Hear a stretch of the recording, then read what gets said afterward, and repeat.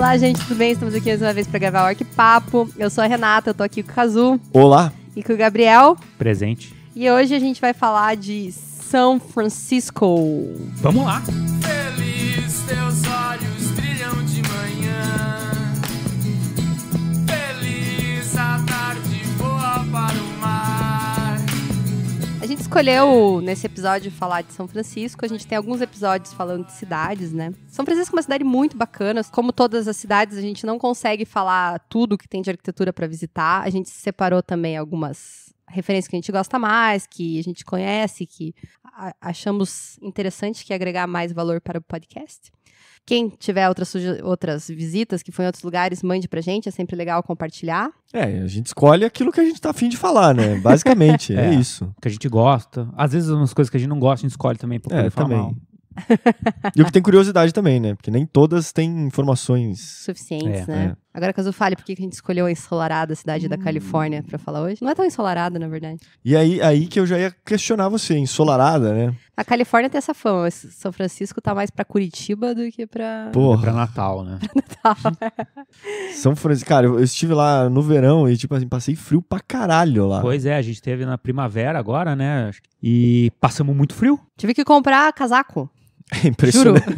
Cara, aquela Golden Gate lá, velho. São Francisco fica na Califórnia, na costa da Califórnia.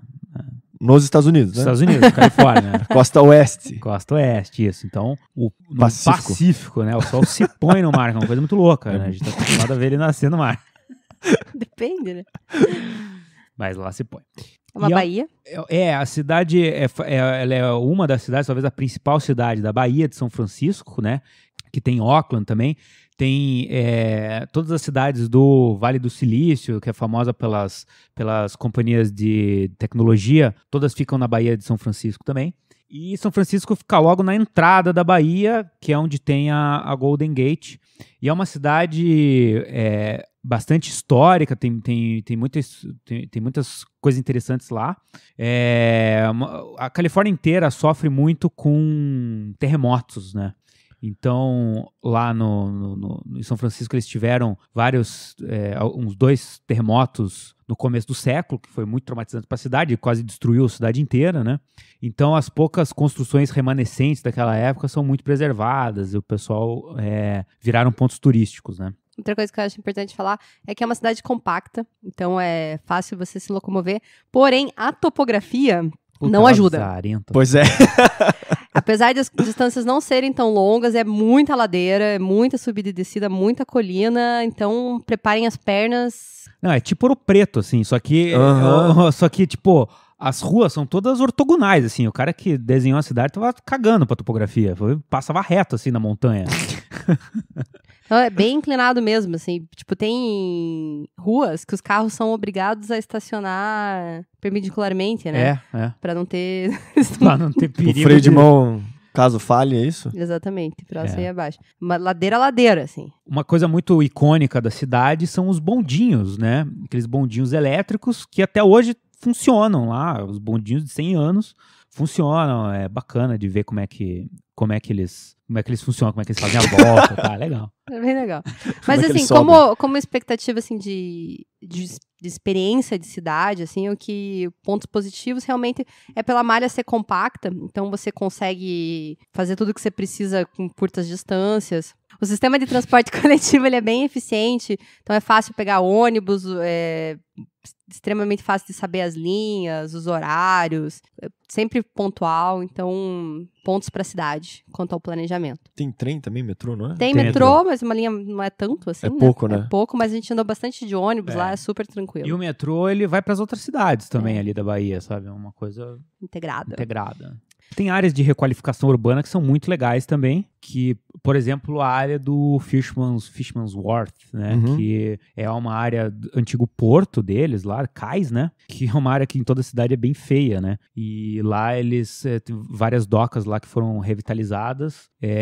Os caras têm restaurantes lá, tipo, um espaço muito legal, um lugar bem grande, bem legal. E, é uma cidade bem diferente do resto dos Estados Unidos, assim. Verdade. Ela, né, das outras cidades americanas, ela é bem diferente, bem própria, assim. E é legal porque se você for ver, assim, né, toda essa questão de principalmente dos movimentos sociais ou de, sei lá, de valorização de liberdades individuais, por exemplo, teve o berço um pouco em São Francisco, né? De você, tipo, sei lá, o movimento hippie, movimento de homossexual, sabe? Eu acho que isso, de certa maneira, você vê isso, né, dentro da cidade, assim. Tem alguns bairros ainda que se mantém meio hippies, assim, uma galera que ainda vive naquele período, assim.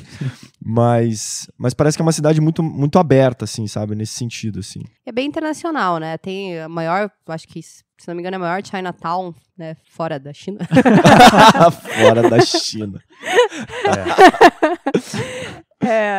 Então tem muitos descendentes chineses lá. E tá muito perto do México, então também tem muito latino. Mistura bastante. Inclusive, assim, até da China e do Japão tem muita, pela proximidade, né, do Pacífico e tal, tem muito restaurante que, tipo, assim, é bem original, digamos assim, né, a comida e tal, então tem, essa troca cultural é muito viva mesmo, assim, né. A Chinatown lá, cara, tipo, é gigantesco, assim, e o que menos tem lá é a gente falando inglês, né, porque é ou chinês, ou japonês, ou coreano, ou espanhol. Ou latino. Ou brasileiro, que também tá em tudo quanto é canto, né. Mas isso em qualquer lugar do mundo. Mas, voltando aqui um pouquinho à arquitetura. Arquitetura. Que a gente falou, a gente separou uma listinha aqui de alguns prédios para serem visitados em São Francisco. Então, para começar aqui a dar largada na arquitetura, eu vou começar falando do Young Museum, que é do Herzog de Meuron. E esse museu, ele tá localizado no Gold State Park, que é um parque gigantesco que tem em São Francisco. Enorme, assim.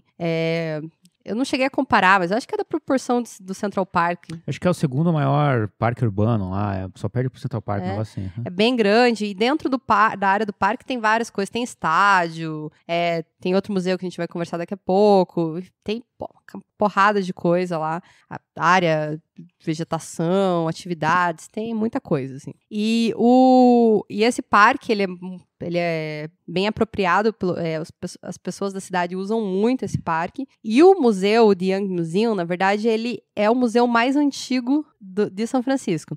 É old, né, Young? Nossa! O museu original, o The Young Museum original, ele é de 1895 e ele era uma estrutura bem volumosa, toda ornamentada. E com os terremotos que São Francisco sofreu, e com o passar do tempo, o edifício começou a cair e se tornar cada vez mais perigoso. E levou a ser completamente destruído, né, no último terremoto, que foi de 1989. E terminaram de falar, vamos demolir essa porra aí que não dá mais, né? É que 89 foi um baita terremoto, né? Foi um baita terremoto, exatamente. Deu uma apavorada na cidade, chacoalhou as estruturas, os esqueletos. Nossa, foi mal. E tem uma falha lá, não tem uma falha? San André. Tem a falha de San Andrés. Parece que ali o mundo vai dividir em dois, não é? A partir dali? Eles estão esperando o Big One, que é um puta de um terremoto lá que vai mandar a Califórnia pra fora dos Estados Unidos. Assim, vai ser... E vai sugar a gente pro buraco mesmo. Vai. E o nome do museu vem de um jornalista local. Então, em 1999, o Herzog de Meuron ganhou o concurso para fazer um novo projeto desse museu. E o único perdedor famoso que eu consegui achar aqui foi o tal do Awando. Devia ter ganhado, mas tô ok. Então... Quer falar? Fala, Gabriel! Não, a gente já vai abrir espaços. Eu fui visitar o museu com o Gabriel. Então, ele teve bastantes críticas ao local. que isso, adorei. Que ele vai compartilhar em breve. Um abraço, Herzog. Tá, pra começar, assim, eu vou falar um pouco das minhas experiências pessoais, assim, chegando lá no museu. O paisagismo imediato do entorno do museu é muito legal, né? Então, foi muito bem pensado, assim. Tem umas esculturas, tem intervenções artísticas já na área externa do museu, tem uma área infantil, paisagismo, assim, voltado mais para crianças. Então, é muito legal. Então, esse entorno, eu acho que vale a pena valorizar bastante, porque ficou bem bacana.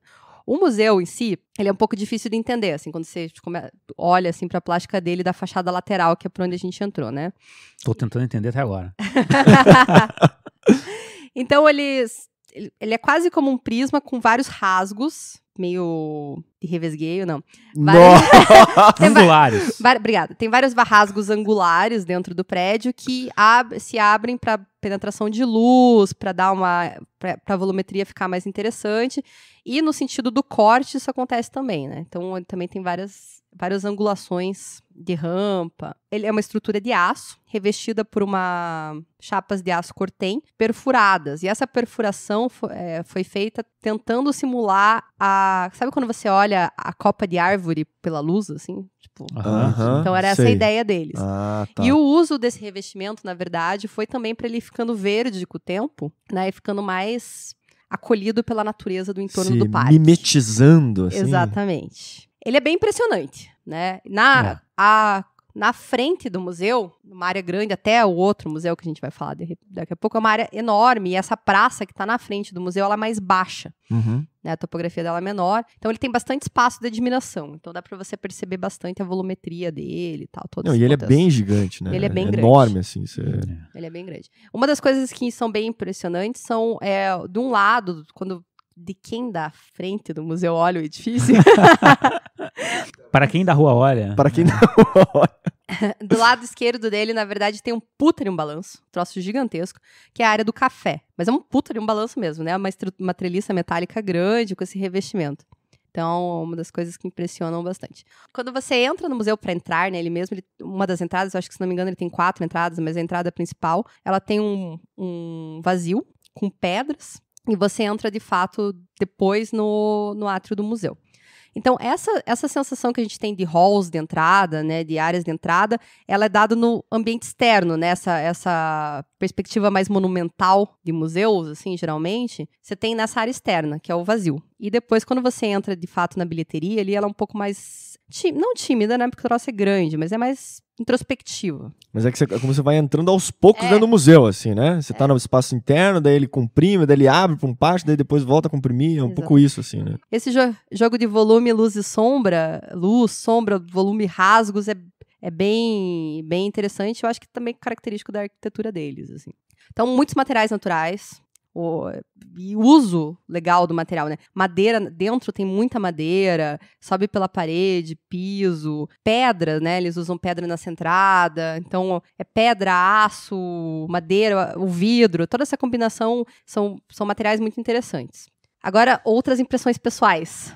Eu achei difícil de entender a planta lá dentro como usuário, assim. De entrar nas salas de exposição. E você tem um esquema de compra de ingresso, que você compra ou o ingresso ralé, que você só pode entrar em alguns lugares. Foi o que eu peguei. Ou o ingresso premium, que te dá acesso a várias salas de exposição. Essa segregação é foda, né? Daí você não consegue entender direito onde você pode entrar, onde você não pode entrar. Isso é uma pulseirinha de pobre, assim. É, mais ou menos isso. E daí, como exatamente tem essa compressão e abertura do espaço em vários momentos, às vezes você acha que você não pode ir para um lugar e, na verdade, pode. A gente demorou para achar como é que a gente subia para a torre, por exemplo. É verdade. Então tem o outro elemento muito legal do projeto é que tem uma torre panorâmica, que dá para você enxergar a Bahia lá de cima. Então, a 360 graus é muito, muito massa, vale a pena pra caramba. A vista é linda de lá. Você gostou, Kazu? Cara, assim, eu não é um dos museus com os quais eu me apaixonei. Eu também acho que concordo com a Renata, eu achei um pouco confuso, assim, mas talvez seja a intenção deles, né? Não é mesmo? Talvez, Quero deixar confuso. Vale pelo observatório. Eu quando cheguei naquele parque onde está o museu, a primeira coisa que eu vi foi a torre do The Young Museum. E eu achei muito bacana. À primeira vista, aquilo lá me impressionou, porque a torre ela tem um formato bem diferente, né? É como se ela tivesse retorcida, assim. Um prisma retorcido. Então, isso eu achei bem legal. Mas depois, quando eu fui lá pra frente do museu, consegui enxergar o museu de longe e tudo, eu vi que o museu, ele tem uma forma esquisita, né? Ele é maçudo, assim, né?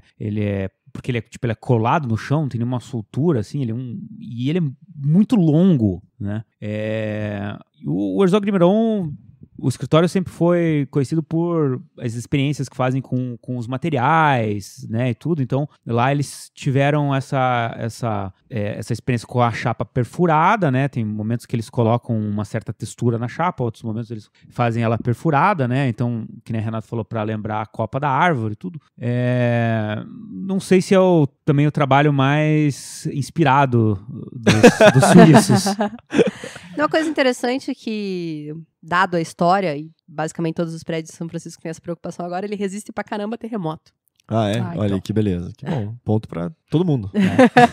Se amassar um pouco também, ele já é todo amassado. Mas assim, uma coisa importante na experiência, quando você vai para qualquer lugar, é aquela relação entre a expectativa e a realidade. Boa. Eu fui esperando muito do museu. Exato. Porque eu tinha visto nos livros e tudo, e tinha visto já um monte de foto, e engraçado como pessoalmente você tem uma outra impressão, assim, sabe? Então, aí você compara com outros museus, assim, que você já foi, assim, e eu acho que por dentro, assim, espacialmente... Não vou criticar. Mas eu não vou criticar. Bom, que agora quem tá ouvindo vai chegar lá e vai achar fantástico, entendeu? Com certeza eu tô criticando porque eu não entendo. Tem isso também. Tem ignorância minha, mas assim, pra mim, o momento mais fantástico do museu foi subir na torre e ver o museu do outro lado da rua, que esse sim é fantástico. Que é o próximo da lista. Não, mas só pra fazer um gancho nisso que você falou do como a gente tá esperando, porque depois tem outros fatores, assim, que tipo de museu você já visitou? Quais, comparação, comparação e tal. Que tipo de museu que te agrada também, espaço, etc.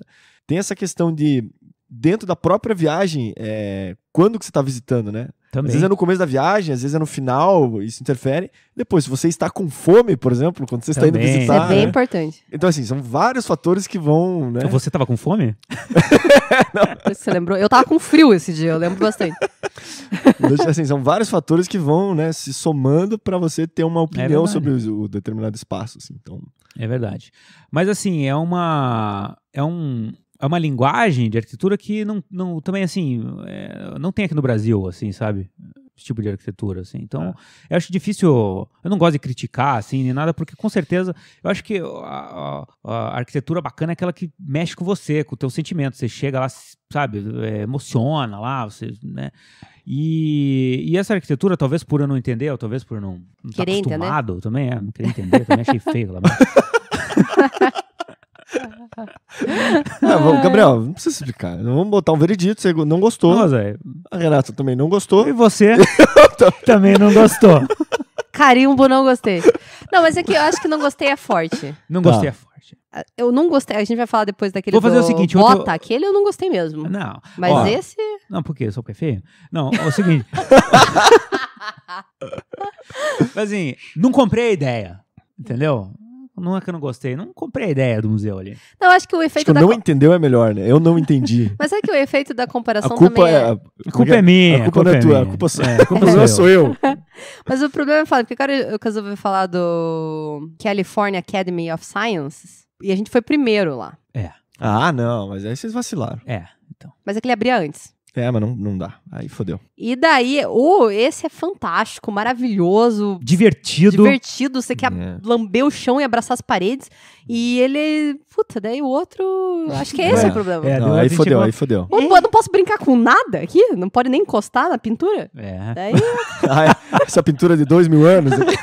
Porra! Eu acabei de vir num lugar lá que eu podia simular um terremoto. O museu é bem interativo.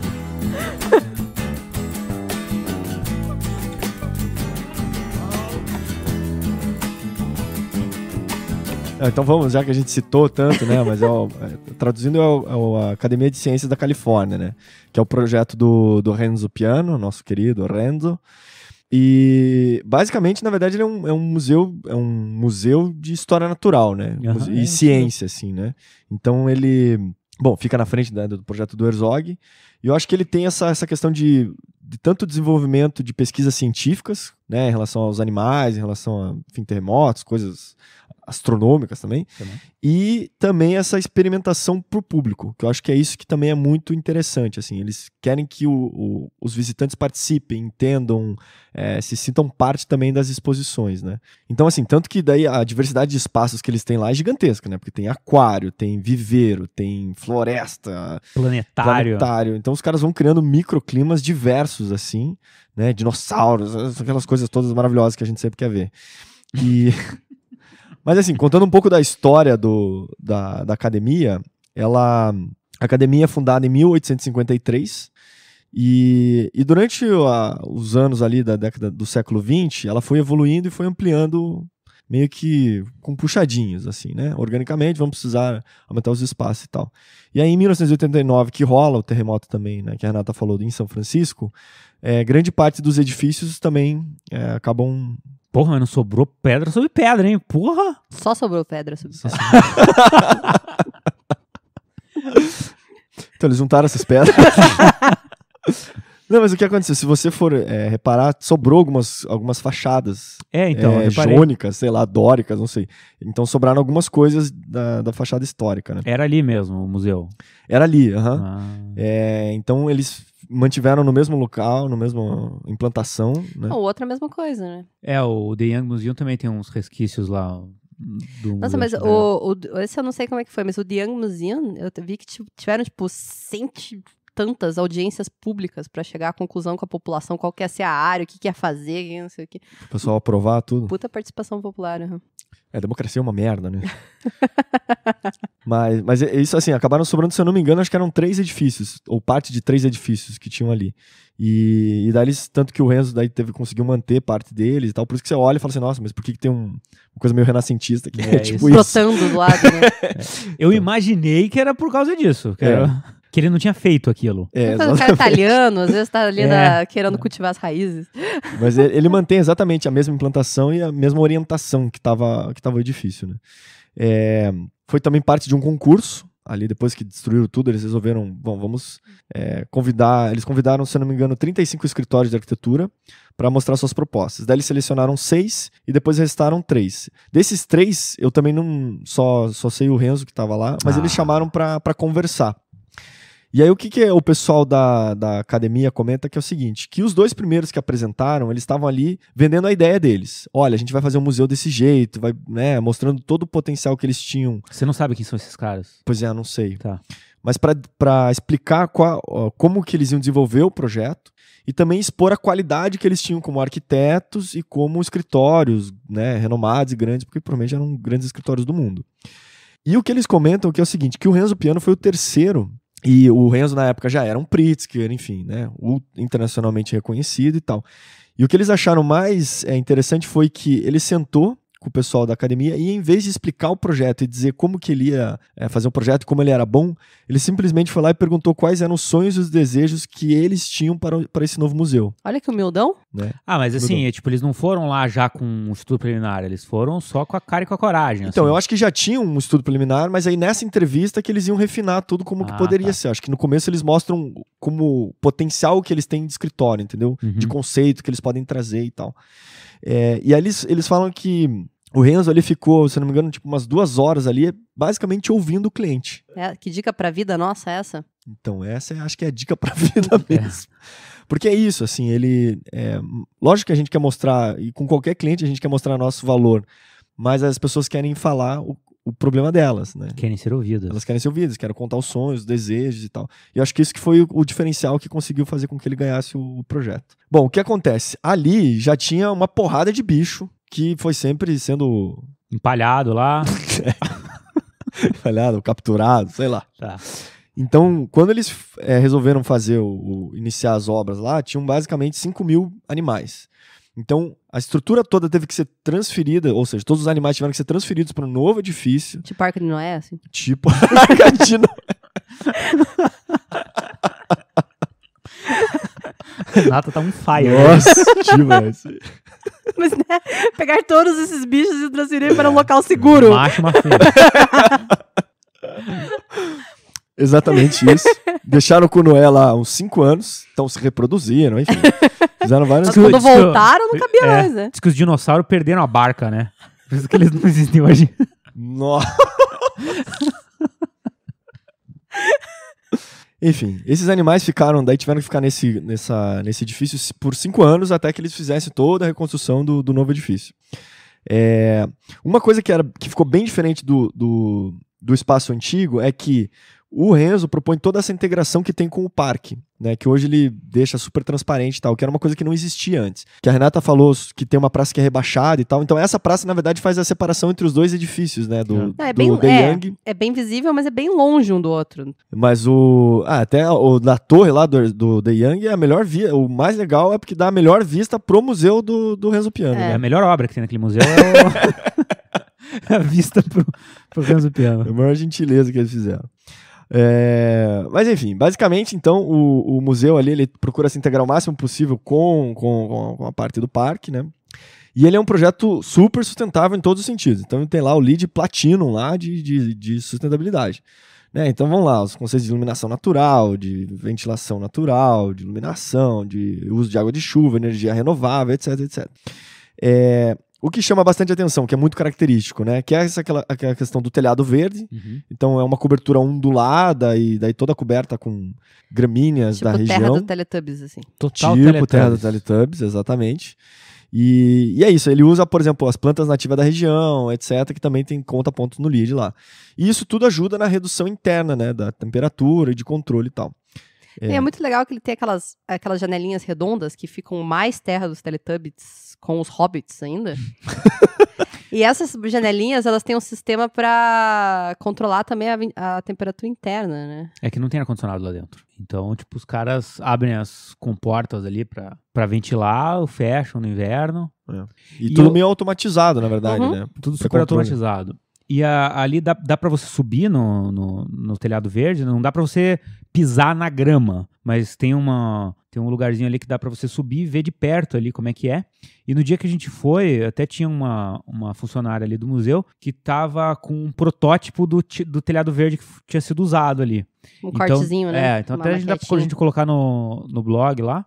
Tem todas as camadas que foram usadas e até eles fizeram uma espécie de uma terra artificial, assim, porque eles viram que se você colocasse lá uma camada de 10 centímetros de terra em toda a cobertura, isso ia sobrecarregar a estrutura, ia ser um gasto energético que não tinha sentido. Então eles desenvolveram lá... tipo um substrato, né? Tipo um substrato, assim, que é muito mais leve que a terra e colocaram lá em cima. Também na cobertura... todo esse perímetro ele tem vamos supor, uma marquise de vidro, né? Isso.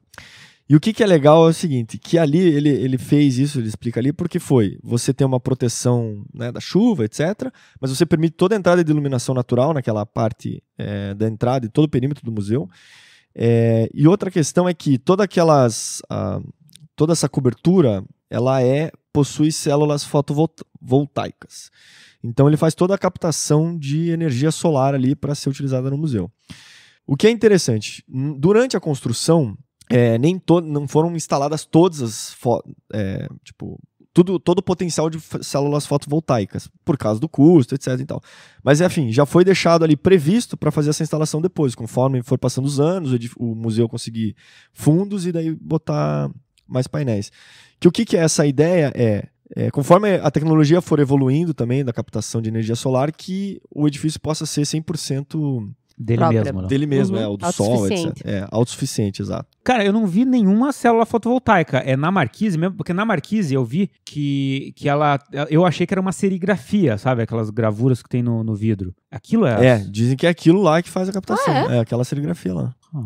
Agora, se é verdade ou não, não sei. Tá. A gente fala que porque é mais legal. Não, porque assim, eu vi documentários dos caras explicando que aquilo tal, né? Mas tem que acreditar também, claro. Se funciona ou não, né? Efetivamente. Mas enfim, na parte interna, eu acho que o que eu achei mais interessante é essa questão deles recriarem espaços, por exemplo, de floresta tropical, de, sei lá... Não, se for sair Amazônia alagada. Se for sair da arquitetura e for pra diversão, aí o podcast vai ter 1h30, porque é muito legal esse troço. É muito divertido. Mas é isso, assim, eles poderem recriar diversos ecossistemas e você, dentro do mesmo ambiente, ali poder, né, andar um pouco e já mudar completamente, né? Você entra dentro do ambiente, você sente a umidade, o calor, né? A variação de temperatura, a diferença da flora, da fauna, etc. Então é muito interessante essa mudança de microclimas que você vai podendo ter dentro do próprio edifício, né? Tem uma das partes lá que ele faz uma rampa, né, elíptica, e aí você vai subindo pela rampa, então você começa, é legal porque você vai vendo, começa pelo solo, então você vai vendo, né, o que tem ali, né, as plantas, e conforme você vai subindo, vai vendo a diferença, daí vendo passarinho, sei lá, borboleta. A borboleta pousa em você, mata ela. Isso. É bem isso que tá escrito lá, tipo, mate borboletas. Então tem muita borboleta, é muito legal. Então você vai subindo basicamente até a Copa das Árvores, né? E durante o projeto, o Renzo fez esse desenho da rampa e os engenheiros não estavam conseguindo calcular aquilo. Porque é fodaço mesmo, cara. Como é que eles iam fazer para estruturar aquilo tudo, assim. Então eles tiveram que daí pedir arrego lá pro pessoal que desenha montanha-russa. Porra, sério?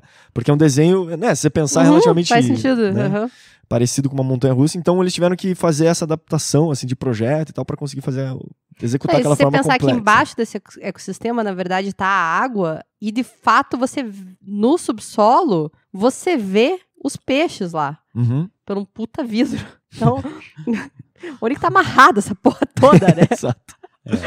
Mas enfim, acho que esses foram os pontos principais, assim, do museu, assim, acho que tem... É um museu que, puta, vale a pena pra caramba visitar, Esse assim, é top. Não, eu acho que, cara, é uma arquitetura muito clássica, assim, sabe? Você olhando de frente o museu, do lado esquerdo tem as ruínas do museu antigo ali. Então ele deixou aquele cantinho, ele continuou o prédio para a direita, mas ele colocou umas colunas de aço super esbeltas, assim, criando um ritmo na frente de toda essa massa do museu. Então, na verdade, se você olha de longe, você nem vê... o olhar distraído, você nem vê que tem um novo e um velho. Que ali. Tem um novo e um velho ali, entendeu? Então, assim, bem ritmado e tudo. Quando você entra no museu, o museu é super claro, ele é espacialmente organizado. Super fácil de entender. Super fácil de entender. Aquelas abóbodas que tem, né, deixam o espaço um pouco orgânico, assim, mas de qualquer forma é muito, muito simples de entender. E que mais? É do caralho. E é gostoso de comer lá, também tem um restaurante bom. Tudo é bom. O banheiro é agradável. O banheiro é limpo, super agradável, o elevador é bonito.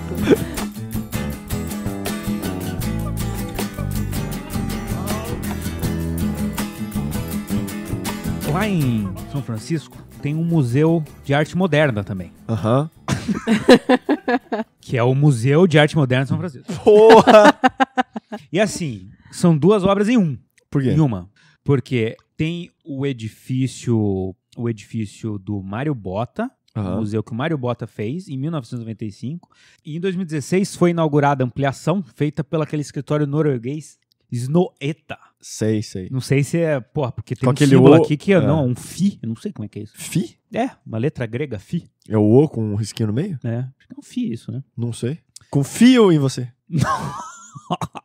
Acho que só eu posso fazer piadas hoje. Então, assim, primeiro, quem é Mário Botta? Mário Botta é um arquiteto italiano e ele se formou na Universidade de Veneza, teve aula com grandes professores de arquitetura famosos, como o Leonardo Benévolo. Tem obras construídas em todo lugar do mundo. E é um dos arquitetos mais conhecidos do movimento pós-moderno. Bem característico. Né? Bem característico. E o MoMA de São Francisco, ele é um dos grandes ícones do pós-modernismo, né? Ele no início dos anos 70, ele começou a ficar conhecido na Europa, né? E tudo. E ele chegou a trabalhar com o Le Corbusier e com o Louis Kahn, inclusive. Olha lá, é mesmo? O Le Corbusier, na época que o Mário Botta estava se formando, o Le Corbusier estava fazendo um hospital lá em Veneza. E daí ele chegou a trabalhar com o Le Corbusier lá. E ele disse que não tinha muito contato pessoal com o Le Corbusier, mas que depois de algum tempo, o Le chamou o Mário Botta para trabalhar com ele lá no escritório da França. Mas isso foi um mês antes do Le Corbusier morrer. E quando ele chegou na França, assim, tipo, sei lá, 2 dias depois o Le Corbusier morreu. Caralho! E daí ele falou, bom, eu tive a oportunidade de ir no enterro do Le Corbusier. Que é para poucos também, que é para poucos. Diz que tava Oscar Niemeyer lá, Lúcio Costa, vários arquitetos bem famosos. É mesmo? Deve ter sido uma experiência, assim, fúnebre, porém... Pô, um ótimo lugar pra fazer contatos, não é mesmo? Troca de cartões e tal. Até porque o Le Corbusier devia estar puto ainda com o Lúcio Costa, né? Pedindo uma grana lá. Depois a gente conta essa história. Com o Louis Kahn foi diferente. O Louis Kahn foi para Veneza em 68 fazer o projeto do Palácio do Congresso. E o Mário Botta ele era amigo de um cara lá pelo levantamento dos dados desse projeto que o Louis Kahn estava fazendo. Enquanto o Louis Kahn estava lá na Filadélfia, o Mário Botta ajudava mandando dados para o Louis Kahn. Então ele tinha um contato mais direto. E quando o Louis Kahn foi para Veneza para concluir o projeto e tal, passou um mês lá, e ele ficou trabalhando na mesma sala, assim, que o Louis Kahn, no mesmo escritório. Então ele teve um contato bem mais direto. E disse que o cara era super gente boa, ele adorou o Louis Kahn, disse que o cara era, assim, tipo, super detalhista, queria ir na origem de todos os problemas antes de dar uma solução, assim. Ele não dava uma solução que parecia brotar da cabeça dele, assim, sabe? E disse que logo depois da da conclusão disso, o Mário Bottas tinha se formado já, e o Khan convidou ele para trabalhar no Senegal, um projeto que ele estava fazendo em Dakar. E o Mário Bottas não aceitou. Ele queria começar a carreira dele na Itália mesmo, do jeito mais tradicional, e ele preferiu ficar lá. A primeira obra dele foi uma obra de restauro na casa de um amigo dele lá. Porra, Itália, né? Só da restauro. Então esse era o Mário Bottas, beleza? Ok. Então tá. Quem é Snorreta? Vamos lá. É o escritório norueguês. Um grande abraço. Ele foi fundado por 2 arquitetos com nome... Olha, um tem nome pronunciável e o outro é o Craig Dickers. Não sei se dá pra falar. Eles começaram a ser conhecidos em 1989, quando eles ganharam o concurso para fazer a Biblioteca de Alexandria, lá no Egito. Só 10 anos depois que eles foram ganhar um outro concurso, que é para fazer o balé da Noruega, um troço assim. Aí em 2004, eles foram contratados para fazer o Centro Cultural lá no World Trade Center, e daí eles abriram uma filial do escritório em Nova York. E em 2013, daí eles foram contratados para fazer a ampliação do MoMA, lá em São Francisco. Uhum. E daí eles abriram também uma sede lá em São Francisco. Tá. Então, o museu. Vamos lá, vamos falar do museu agora. O Mário Bottas foi, em 1988, foi contratado para fazer o Museu de São Francisco. Ele iniciou os estudos, a intenção dele realmente era criar um ícone para a cidade. E realmente o museu é um ícone do movimento pós-moderno. É o tipo de construção, eu acho, que ou as pessoas adoram ou as pessoas odeiam. Uhum. Né? Tem haters e lovers. E a organização do museu, ela realmente parece que queria alguma coisa bem diferente para a sede do MoMA.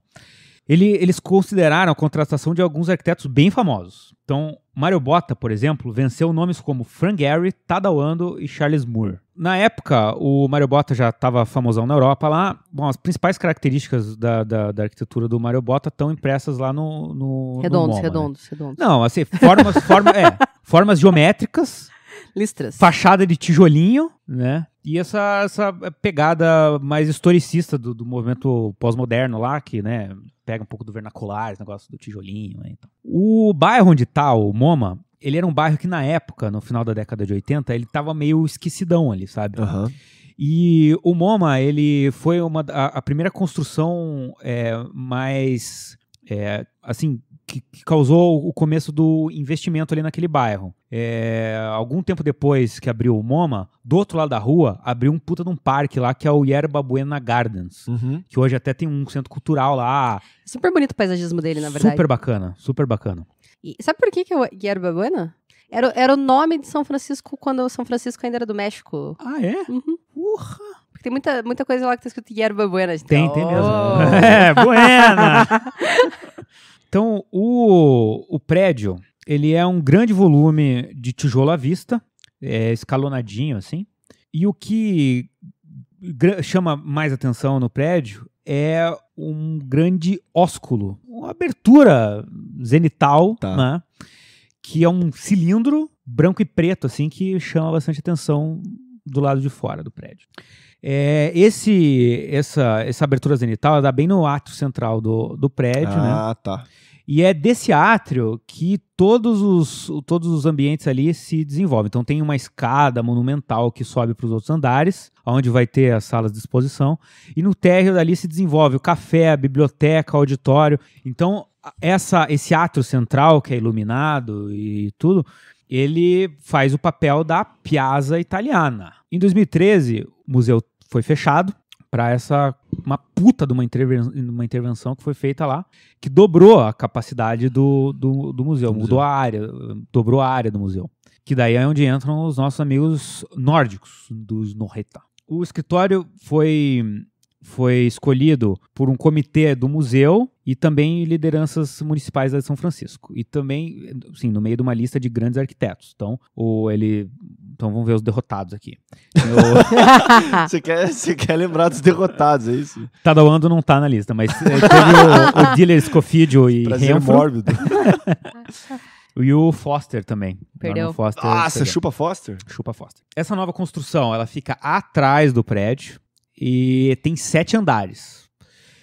Toda revestida com um polímero Tipo um chantilly. Plástico ali. Então, é porque assim, é tipo um plástico lá que os caras revestiram lá, e ele assim, ele é todo ondulado, né? Tipo um chantilly. Tipo um chantilly, mas assim, eles não falam que é um chantilly.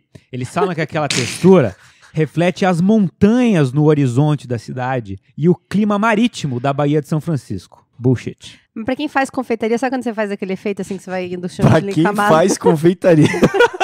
Que é o nosso ouvinte alvo aqui do podcast. Nosso público. Enfim, o edifício do Mário Bota é bem emblemático, né? A forma e tal, quando a gente sempre viu nas imagens e nos livros. E esse novo prédio, ele faz tipo um fundo, né? Nesse museu. Uma moldura. Assim. Cria um paredão mesmo atrás, assim, meio que muda a própria composição do Mário Bota, né? Não sei se conversaram sobre isso ou não. Olha, o Dickens aqui, ele falou que o objetivo nunca foi concorrer com o Museu do Mário Bota. Esse cara deve ser um poeta. Ele falou o seguinte, ele falou Solta outra pérola, vai. que o objetivo era que o prédio deles, o prédio do Snueta, fosse um parceiro de dança do prédio do Mário Bota. Então, um parceiro de dança bom, ele não imita o outro dançarino, ou seja, ele não sobe nos pés do outro dançarino e faz os mesmos movimentos. Ele complementa. Esse é o Dickens. Assim, uma coisa é bem diferente dos outros museus que a gente falou antes, né? O terreno é bem mais apertado, tá envolto de vários edifícios, e essa ampliação mesmo, e como ela é grande, ela fica um pouco com essa sensação meio exprimida, talvez, né? É uma torre, né? A proporção dela fica mais fina, assim, não tinha muito espaço mesmo. E daí, por dentro, isso eu achei bem legal, assim, como que se faz a conexão, assim, Porque eles fazem, aquele átrio do Mário Bota, que tinha aquela escada monumental, eles demoliram a escada do Mário Bota e fizeram uma escada nova. Sim. Que já tem ela é mais angular e tudo, né? E revestiram essa escada com uma madeira bem clarinha, que é a mesma madeira que depois eles usaram para revestir o piso do anexo deles. Mas, assim, eu acho que essa escada nova ficou muito bem, assim, ficou bem escultórica mesmo no átrio. E você, por dentro ali, você nem sente a transição. Você não sente a transição, assim, sabe? Ficou bem suave mesmo. Você falou a escada antiga lá, sabe quando morre uma pessoa que você põe aquele perímetro no chão? Em fita crepe? Ficou lá a memória da escada, assim, num piso de outra cor, assim, sabe? A projeção dela.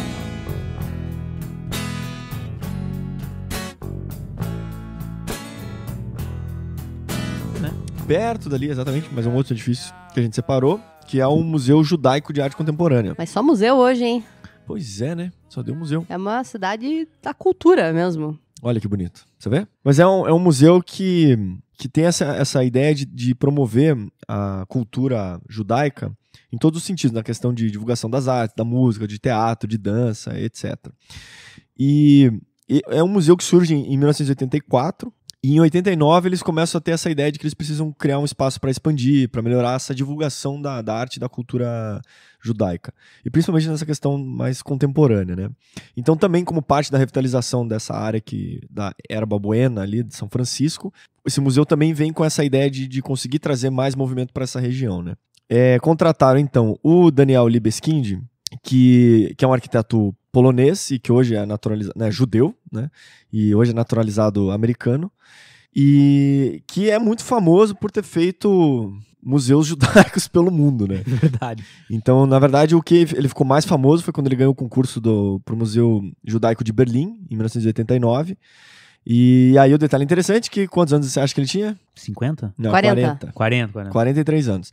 Então, mas eu tô é isso. preocupada que eu vou fazer 32 anos semana que vem, tá diminuindo meu tempo. Mas agora a tendência é a partir dos 50 só. Na época dele que era 40. Na época, exatamente. O pessoal tá vivendo mais agora. Mas ele, enfim, ele é muito reconhecido por ter essa questão da arquitetura desconstrutivista e tal, né? E esse museu judaico de Berlim realmente projetou ele para construir museus pelo mundo afora, assim. O Daniel, só pra vocês terem ideia, hoje ele tá com... O Daniel. O Daniel Libeskind, ele tá com 71 anos. E a sócia dele é a própria mulher dele, que é a Nina Libeskind. Então eles têm hoje escritórios principalmente em Nova York, e se eu não me engano um que tem em Zurique também, na Suíça. Enfim, ele foi, bom, Ele é super famoso, né? Mas ele foi um dos grandes responsáveis por fazer o Master Plan lá, o projeto de revitalização do World Trade Center, né? De Nova York. E... Só que daí o que aconteceu? Parece que rolou uma treta lá, se desentenderam, parece que não gostaram, daí saiu fora, e daí tanto que quem faz o projeto da torre é o Som, né? O Skidmore, Owens and Mary, que faz o projeto da... Foi o Libeskind que ganhou o concurso, não foi? Foi. Foi. Mas aí acho que dá uma tretinha lá, ele sai fora lá. Mas aí, enfim, tanto que hoje tem alguns edifícios são distribuídos, né, foram projetados por diversos arquitetos, tanto que tem o Calatrava, o Big, enfim, algumas coisas que estão sendo construídas lá. O Snorreta. E o Libeskind que fez o projeto agora para São Paulo, lá, o Vitra, que é um projeto residencial, enfim. Bom, basicamente é o seguinte, então, o museu, então, pega um edifício antigo, histórico que tinha ali na região, que era uma estação de energia e tal, era uma construção de 1881. E aí tem uma praça na frente, é uma praça Jesse, chamada ali, que permite a gente visualizar o prédio histórico, assim. Então é um prédio todo de tijolinho à vista e tal, bem industrial, assim. Isso, também. Uma indústria ali, né? Então é bem característico, bem essa fachadinha históricazinha e tal. E o que o Daniel Libeskind é contratado para fazer uma expansão dessa área, né, e trazer um ar de contemporaneidade. Então, basicamente, assim, né, para explicar, assim, é como se tivesse um edifício antigo, tá? E pegaram uma barra de ferro, assim, e deram na cabeça desse... Enfiaram um outro troço dentro, assim, né? E essa barra meio que dobrou, entendeu? Na hora que bateu, dobrou. É isso. Isso é um museu. Então, uma caixinha antiga com uma barra de ferro dobrada. Uma paulada. Enfim, tem umas explicações lindas, fantásticas, dizendo que o novo edifício parte do desenho das palavras Chet Yud, né, que significa Chá, em hebreu significa vida, etc. Tem umas filosofias que eu acho um pouco exagero, né? Pegar palavras para fazer edifício, mas é o que consta aqui. O que ele procurou fazer é deixar bem distinto o que é um edifício antigo e o que é um edifício novo. Bem distinto mesmo. Bem distinto mesmo. Né? Não há dúvidas. Então, assim, tanto na questão formal, né, quer dizer, ele trabalha com arquitetura desconstrutivista, né, com essa coisa bem de ângulos mais agudos e né, formas mais abstratas, tanto na questão dos revestimentos, né, que é muito característico, que chama bastante atenção, é que ele reveste toda essa parte nova com uns painéis de aço azul, assim. Pô, é bem azul, bem escuro, então. É bem escuro mesmo, assim. Não achei a tradução específica, mas eles desenvolveram um processo para conseguir a coloração desse aço que não envolve a utilização de tinta ou pigmentação, entendeu? Então, o que acontece? A ideia é que isso, tipo, ele não vai perder a cor, não vai se desbotar. Então, ele vai permanecer azul, ou azul petróleo, ou preto, como vocês queiram, pelo resto da eternidade, entendeu? E esse revestimento também, ele faz alguns formatos de losango, então toda a fachada, né, parece uma escamazinha, assim. Em alguns momentos ele tira, faz umas janelas e tal, então tem uma entrada de luz natural para a parte interna e tal, que é bem interessante, assim, dá um movimento para toda a fachada também. O museu não é tão grande, assim, ele basicamente tem uma parte de entrada, tem uma área de educacional, um anfiteatro, um café e uma galeria que fica no térreo. Que é como se fosse uma caixa dentro da caixa, né? Tem um volume que é até um pouco mais baixo que o pé direito do museu. Exatamente. E na parte de cima, daí também tem mais duas salas ali que servem para... Né, 2 salas de exposição, assim. Então é um museu relativamente pequeno, assim, e tal. Mas é muito interessante. Quando eu fui, tava rolando uma exposição sobre mobiliário e design modernistas, assim. E, cara, muito interessante, assim, muito legal. Tanto tinha uma das imagens que eu lembro que me marcou, assim, o projeto da casa Kaufmann, do Richard Neutra. Porra. Que os Kaufmanns, né, eram judeus também e tal. Então, cara, é bem interessante, assim, o museu. E eu acho que principalmente por essa mistura entre o novo e o antigo, assim, que ele... E na parte interna é bem legal também, porque tem uma estrutura metálica, que, né, sai da parte antiga, que une com a parte nova. Ele também revela muito a infra do prédio sempre, elétrica, estrutura. Então, tem esse apelo industrial nesse aspecto. Azulejinho. A parte antiga eu acho que foi destruída umas 300 vezes, né?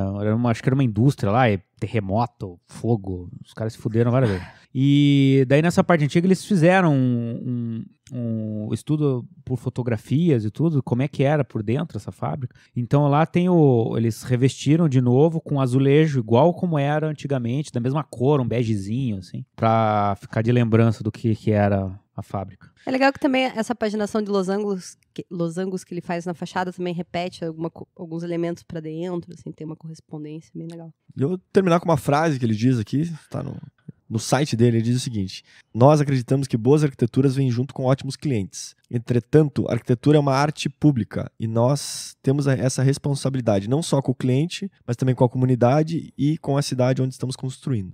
Então tá. Tem um edifício bem emblemático de São Francisco, que é a Catedral de St. Mary, né? Maria de Assunção, né? St. Mary of Assumption, que é uma catedral católica que fica numa dessas colinas de São Francisco e ela tá bem inserida na malha urbana, então a gente acabou passando por ela várias vezes, assim. Como ela tem um formato bem peculiar, você visualiza ela em vários lugares da cidade, né? Por vários pontos, assim, da cidade. E essa catedral, ela é projeto de uns arquitetos locais lá, que é o John Michael Lee, o Paul Ryan, Angus McSweeney, e isso foi feito em colaboração com o Luigi Nervi e o Pietro Beluschi. O Nervi, ele é internacionalmente conhecido, né, como arquiteto e engenheiro estrutural também, e ele faz estruturas muito bacanas com concreto. E essa igreja, ela é composta de um embasamento, né, bem horizontalzinho, e saem dela, assim, 4 arcos, tipo, parabólicos. Caraca, um arco parabólico? Foi assim, um quadrado, e saem deles 4 arcos parabólicos que se unem para formar uma cruz no topo. E essa união elas não chegam a se unir completamente essa forma de concreto e fica um vitral, que é bem característico das igrejas católicas, e no topo forma uma cruz. Então ela é muito iluminada por dentro e fica bem bonita, bem com essa atmosfera religiosa agradável. Em São Francisco, assim, vários prédios emblemáticos, eles estão construídos no topo de colinas, assim. E isso também tem uma razão de ser, que é a própria estrutura, né? Como a cidade que tem problemas com terremoto, fundação, acaba que é uma estrutura de pedra, né? Então, essa Catedral do Nervi também, a fundação dela tá não sei quantos metros na pedra, na rocha mesmo dessa colina. Mas era só isso, fica bem bonitinha, vale a visita. Um dos lugares assim, mais nobres da cidade é a Union Square. Tem muitas lojas famosas lá e restaurantes bacanas e tudo. Ela fica muito próximo da Market Street, que é a principal rua de São Francisco, e é onde você consegue pegar todos os modais de transporte ali. Então é uma praça muito movimentada, é o centro da cidade ali. E na Union Square tem uma loja da Apple, desenhada pelo Norman Foster. Ah, você tá brincando. Sir Norman Foster. Super nova, de 2016. Uma esquina. Numa esquina, na esquina com a rua, com a Post Street, né? Então, com a Union Square com a Post Street. E o bacana é que, assim, em 2001, 15 anos antes, foi a inauguração daquela famosa Apple Store em Nova York, que é aquela que é inteira de vidro. Sim, sabe? Enterrada lá. Enterrada, tal, com aquele cristal de vidro pra fora.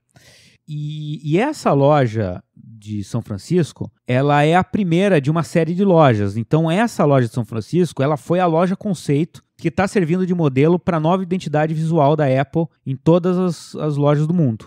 Ela é um bloco retangular de aço e vidro no alinhamento da rua ali da Union Square. E esse bloco ocupa metade do terreno de esquina, né? Então, a metade dos fundos, ela é uma grande praça pública que ela tem frente para outra rua, né? Porque é uma esquina, tem frente para Post Street. A construção tem 2 andares. E como a rua ela tem um aclive considerável, né, São Francisco, né, você tem o acesso pelo térreo ali pela Union Square e um outro acesso pelo pavimento superior, lá pelaquela outra praça que eu falei que fica nos fundos lá pela outra rua. Entendi. A loja, ela não é grande, ela é bem pequena. E o visual clean é o que tem de marcante na loja. Dá pra ver que tem um esforço em criar um ambiente bem elegante, com poucas formas e poucos materiais, tipo less is more. Então, o que chama a atenção na loja são os detalhes. Então, assim, os vidros na fachada, ela tem grandes panos de vidro, e os panos de vidro são inteiros, sem nenhum rejuntezinho. É uma puta... Sem nenhum silicone? Não, sem nenhum silicone. É tipo assim, uma puta de uma peça de vidro, assim, com tipo 8 metros de altura Meu por Deus. 3 metros de Inteirinho. comprimento, assim, cara. Cara, Espesso pra gigantesco. cacete.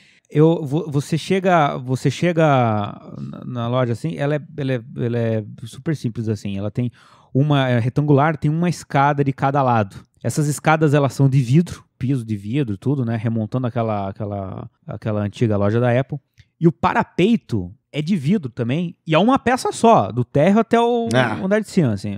Pare. Porra, é um desbunde, né? O forro da loja, ele é translúcido e tem uma iluminação amarela bem uniforme por trás dele, assim. Então você não vê a lâmpada, você vê a iluminação, assim, super uniforme. De noite fica lindo de morrer. E a relação da loja com a Union Square e com os pedestres foi elevada a um outro nível, assim. Então, de cara, você vê que a fachada principal ela é completamente transparente, com esses panos de vidro bem grandes que eu te falei. E o bacana é que essas portas, elas se abrem completamente. Caralho. Uma porta de correia, assim, e ela abre inteira, assim, do piso até o teto, lá, até o segundo andar da loja. Que isso, cara? Sério Então, mesmo? Puta de uma abertura, assim, sabe? Daí entra aquela ventania, assim, de São Francisco dentro. Traz pombo, tudo, assim. Tudo. Entra tudo, assim. Daí, tipo, o cara parece que aquele negócio tá aberto, assim, você tá andando, parece que o cara tá vendendo iPhone na rua, assim, parece um camelô. Porra. Não parece cabelô. É um negócio bonito. Mas, assim, é convidativo pra você entrar, você entendeu? Então, tipo assim, vamos dizer que são 4 folhas gigantescas.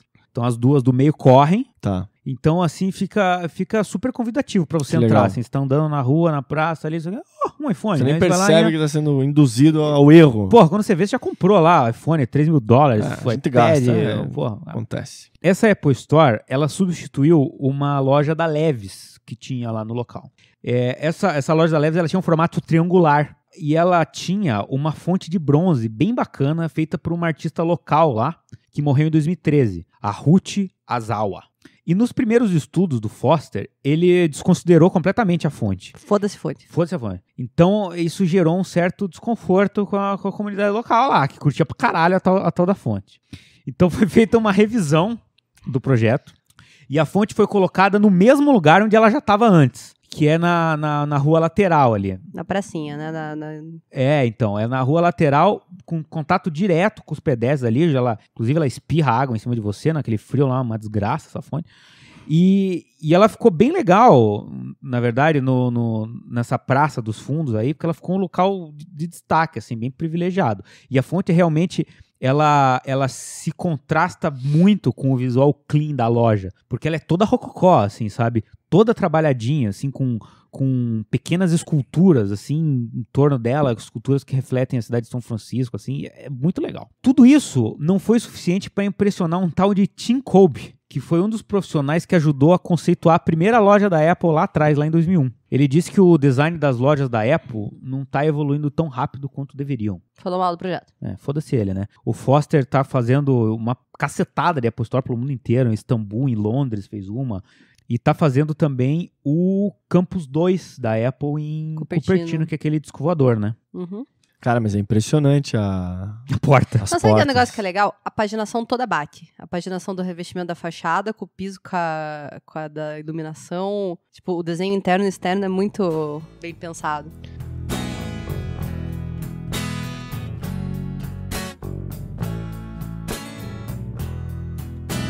Bom, vamos lá então. Tem mais um projetinho aqui que não dá pra deixar, né, de comentar, que é Bem pertinho da Apple Store. exatamente pertinho bem mesmo. pertinho dessa zona, como é que você falou aí? Union Square. No burburinho. É, onde estão as grifes do mundo, não é? Onde a Isso. gente gosta de gastar dinheiro lá. Mas ó, quem não tem, desce um pouquinho, vai na Ross Dress for Less Olha aí, olha a dica. de compra. Isso. E se joga E lá. se mistura aos populares. É. Mas que é uma lojinha chamada VC Morris. Depois eu falo, ela mudou de nome, depois ela foi pra Xanadu. Exatamente. Mas ela iniciou como VC Morris. Pra você ter a ideia da importância desse edifício, é o único edifício projetado pelo Frank Lloyd Wright em São Francisco. Meu Deus. Então, assim, se você for para São Francisco, esse é o edifício que você tem que ver né, e se abraçar ele. O único. O único, tá? Você, fã do Frank. Você que é fã do Frank, você que é fã de arquitetura, de boa arquitetura. Hoje é como se fosse uma loja de peças, né, de arte e meio que serve como uma galeria também. Tipo uma galeria, né? O que acontece é o seguinte, ela tem obras ali, digamos assim, obras meio étnicas, né, de, sei lá, aqui a produção de máscaras africanas. Então são artigos de produção artesanal, de Mas são históricos. Não necessariamente históricos. Tipo assim, as índias cegas de Istambul fizeram vestido, exato, vendem lá na Xanadu. Elas foram escravizadas e a gente vende por dólares. É isso. Esse é o slogan, inclusive. Não, tô zoando. Me fala uma coisa, a fachada assim, total Mário Bota, né? Completamente diferente. Tijolinho. Mas é o seguinte, a fachada, então, se você pensa numa loja, a loja provavelmente deveria ser como a do Norman Foster, vidros, né, e coisas assim, e é completamente diferente, ele nega essa questão da loja, da vitrine da loja. Nossa. Então ele faz um paredão ali de... Mas ele já projetou na época pra ser loja, só pra eu saber? Sim. Já era uma galeria? Já era. Tá. Mas era, vamos supor, imagina que é um paredão ali de 3 pavimentos, digamos, 2 a 3 pavimentos, e é toda de tijolinho à vista, tá, esse grande paredão. Então você não vê a loja em si. O que acontece? Ele faz uma pequena abertura, um arco, né? Uma sequência de arcos, na verdade, na fachada que marcam a entrada. Então ele cria meio que um túnelzinho para marcar a entrada ali. Nesse túnel, logo depois você passa a parede de tijolinho, ele faz uma cobertura, vamos supor, metade desse túnel uma cobertura de vidro. A partir desse momento que você entra, você consegue ver por dentro a loja, como é que é. E ele dizia o seguinte... essa entradinha é super intimista, assim, né? Super tem um intimista. Paisagismo na lateral. Isso. Bem legal. Então o que acontece? Aquela ideia que a gente você está na rua, daí você comprime o espaço e depois ele vai ser ampliado. Entendeu? É a entrada na gruta, na caverna. Evidente que os clientes na época também falaram assim, porra, Guilherme, porra, Wright. Meu Deus. Caralho, cara. Que gafe, Frank que gafe, Lloyd caralho. vai vir te puxar teu pé à noite, cara. Desculpa. Gary, velho. Porra, Wright.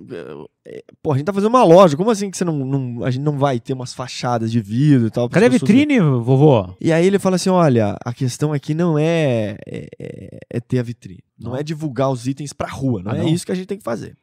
Ele falou, a gente tem que trabalhar como se fosse uma ratoeira. O transeunte ali, ele vai ficar instigado com aquela parede, vai olhar aquela abertura, vai querer entrar naquilo, querer saber o que tem naquele túnel.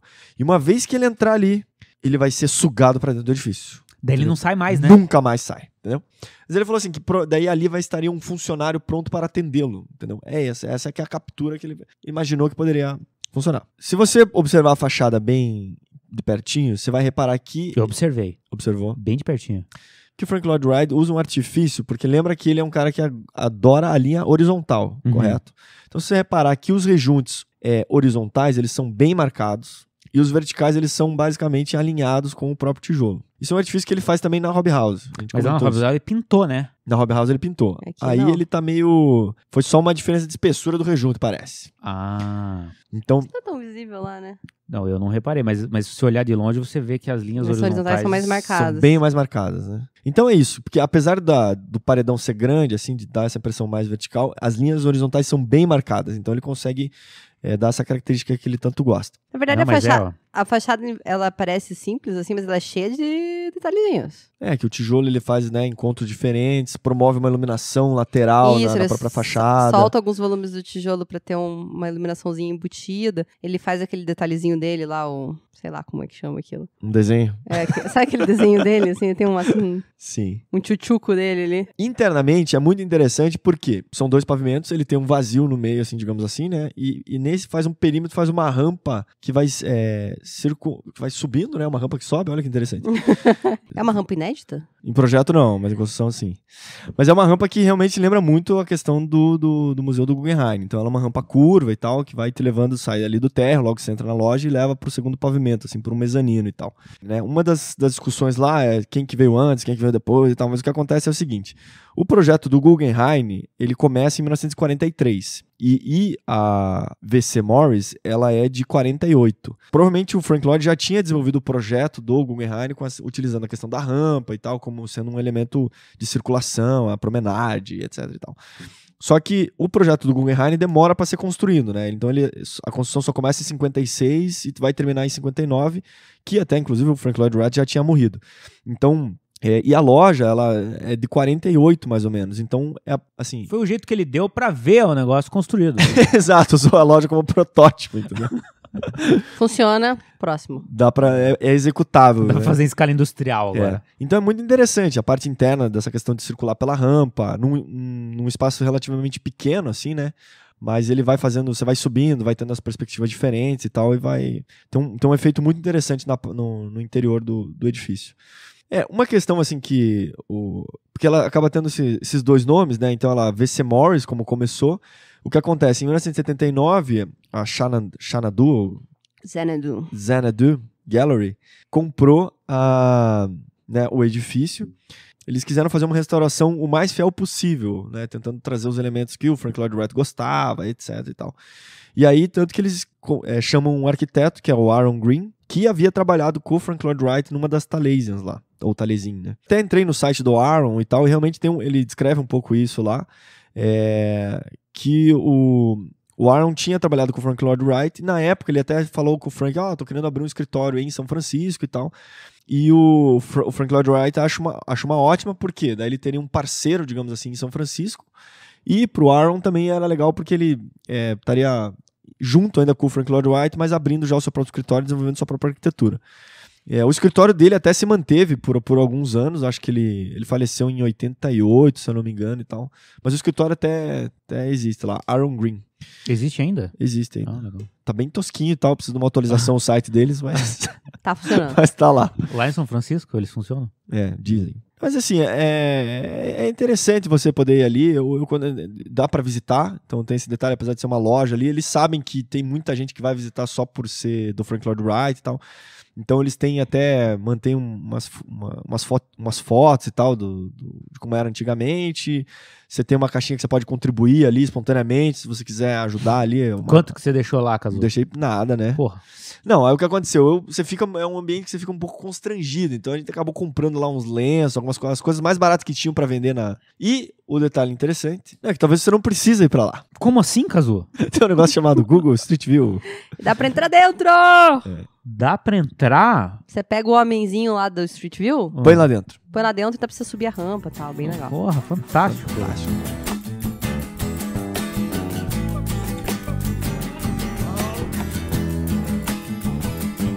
Mas enfim, Legal.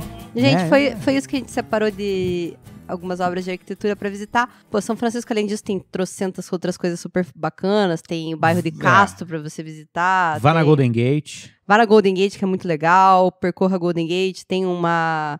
Passe por ela, né? Não só olhe. Também a Golden Gate, ela tem um raciocínio em relação ao terremoto. Dá pra você ver os esqueminhas na base da ponte lá, de como que ela foi pensada pra aguentar o tranco. Uhum. Então é bem legal. A estrutura tirantada dela é muito interessante. E um troço que você não pode não fazer é ir visitar Alcatraz, que é uma parada fantástica. É muito legal o passeio. Os caras super envolvente, né? Eles contam todas as histórias de fuga e tal. É muito animal. Um animal. Muito bom. Vá para Alcatraz e tente sair com vida.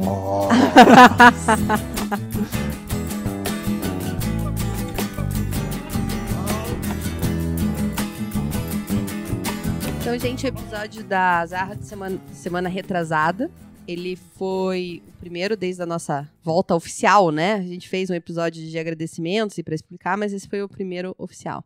Então, a gente quer agradecer novamente os que interagiram conosco nesse período. Primeiro, para agradecer no iTunes, o André Gobo, que já vem seguindo a gente há um tempão. Obrigada, ele deixou um comentário lá no iTunes, que é o melhor podcast de arquitetura. Obrigada. Daí no Instagram, quem que a gente tem lá? Do Instagram, a gente precisa agradecer o Roger, do Arquimente, que mencionou a gente no stories dele, tá sempre recomendando o nosso podcast pros seguidores dele. Cara, muita gente boa que conversou com a gente aqui pelo Instagram várias vezes, então um abração aí, Roger. A Marcele Yanes, que parabenizou a gente aí por ter voltado e também fez uma sugestão para de repente a gente fazer um podcast sobre a Bauhaus. Acho uma boa sugestão, inclusive. Vamos colocar na pauta aí. Então tá na lista. Vamos lá. A Paula Brás, que fez um stories, né, dela ouvindo o nosso podcast enquanto estava dirigindo. Isso. Só não pode falar escrever no celular. Pode escrever no celular, mas stories pode fazer, né? Stories. Ela já estava chegando no sinal ali, acho que não tem problema. O Lucas Faria, que comentou no Instagram e no site, né? Ele pediu pra gente fazer um episódio sobre o Frank Lloyd Wright, mas o Kazu já falou com ele, né, Kazu? O Kazu não pode responder agora, mas lá no comecinho. Já lá no comecinho. Acho que foi episódio 3... não sei. Mas é um episódio que ficou bem legal. Até alguém aqui no Instagram comentou isso. Quer ver, ó? A Amanda comentou lá também, justamente desse episódio do Frank Lloyd Wright lá no Instagram, que ela achou bem divertido.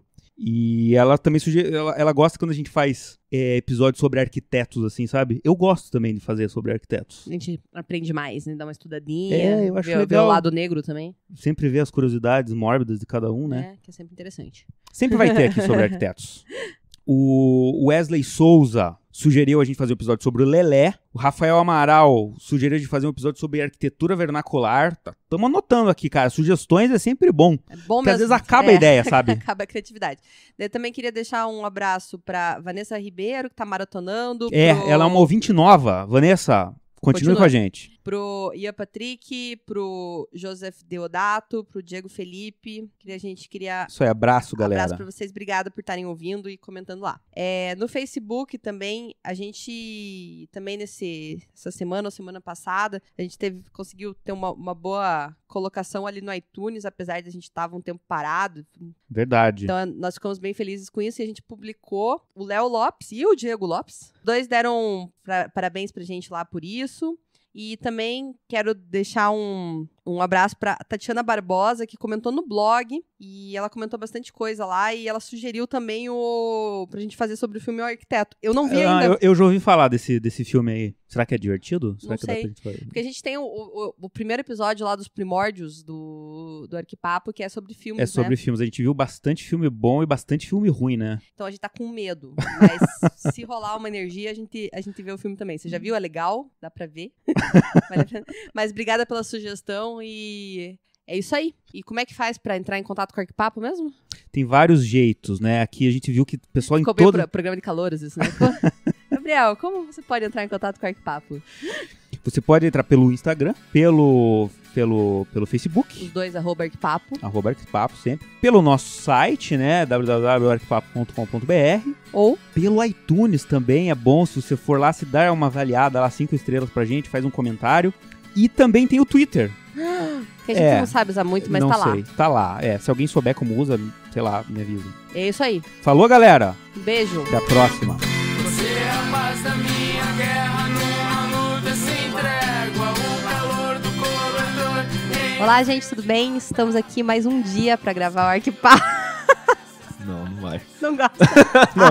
Não gosto. Pra sair do lugar, é a lua Sei que o Kazu vai se delongar aqui mais no justificativo daqui a pouco. Não, tá bem curto hoje. das crianças no dia de Natal.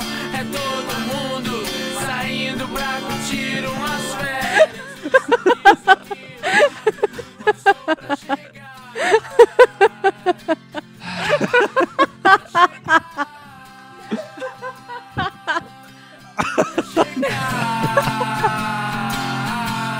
Neste lugar. Bom, eu posso cortar o último museu aqui, a gente fala do Alcatraz, que é bem mais tesão. Essa